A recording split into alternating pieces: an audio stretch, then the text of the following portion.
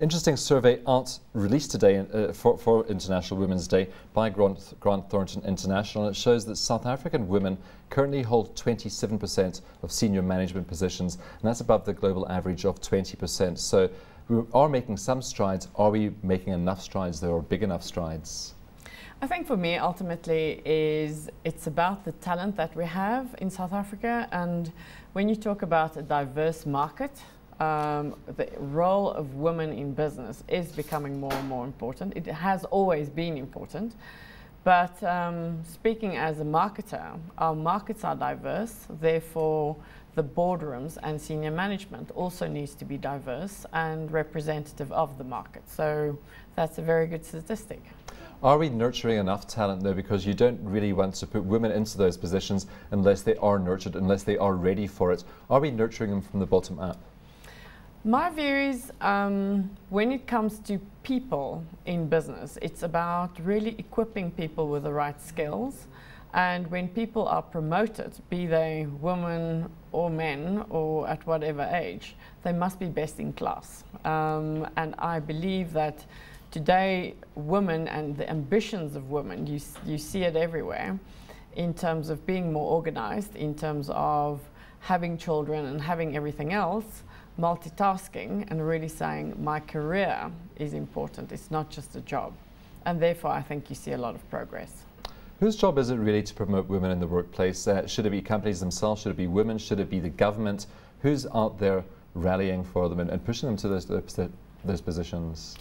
I think the most important is for women to do it themselves, to really say, I'm not just doing a job. I have a career, I have serious ambitions, and I have specific goals, and making sure that people in a business, senior people, actually understand that. Because sometimes women themselves are not that great in promoting themselves.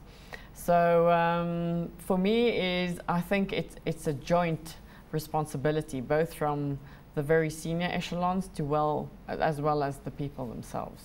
To what extent do you think the government's position on gender equality and employment equity is helping to get women into those top positions?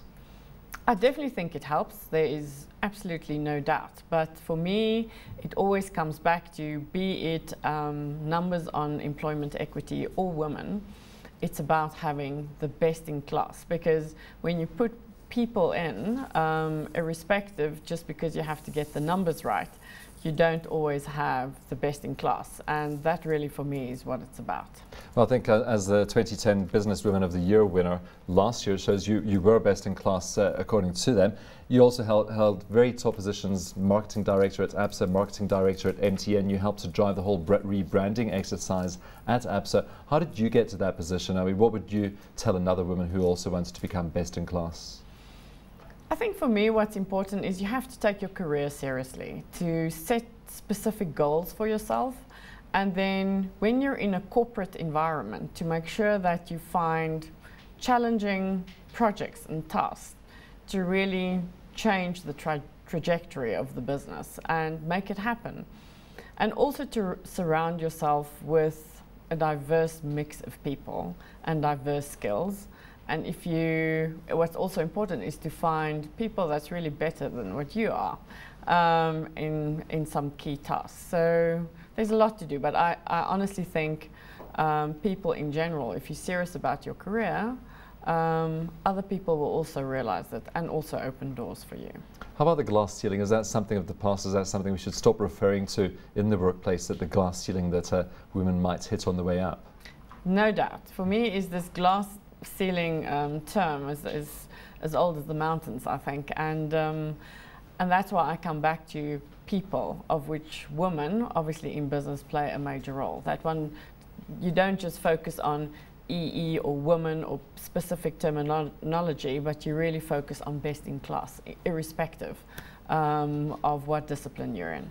Any companies in South Africa that stand out for you? We could perhaps take ABSA as an example, where you were an executive director. We later had Jill Marcus as the chairman. We had Maria Ramos, still have Maria Ramos as the CEO. So that's perhaps one example of a company that does promote gender equality. Any companies that stand out for you in the South African economy? I think Putting you on the spot here. If you say specific companies, for me is obviously in the banks. I think major progress has been made. I think in my previous company, MTN, when I left, I know 2 women were promoted, which I think also tells a story. And but if I have to really hone in, I can't give you a specific example to say, wow, now that's a business that really Which means promotes there women. probably aren't very many that are standing out. We of course have Anglo-American, which isn't really seen as a South African company anymore, more of a British company. Cynthia Carroll, the CEO there. Do you think that women would look at women like Cynthia Carroll, look at women like yourself, and perhaps take some heart from that? Yeah, I would hope so. But for me, once again, as I said before, it's really the individual that should say, this is what I want to do with my life, this is what I want to do with my career. And if they can do it, whoever they are, in terms of women in senior positions, so can I. So a step in the right direction at the moment, but still more work to be done in your view. No doubt.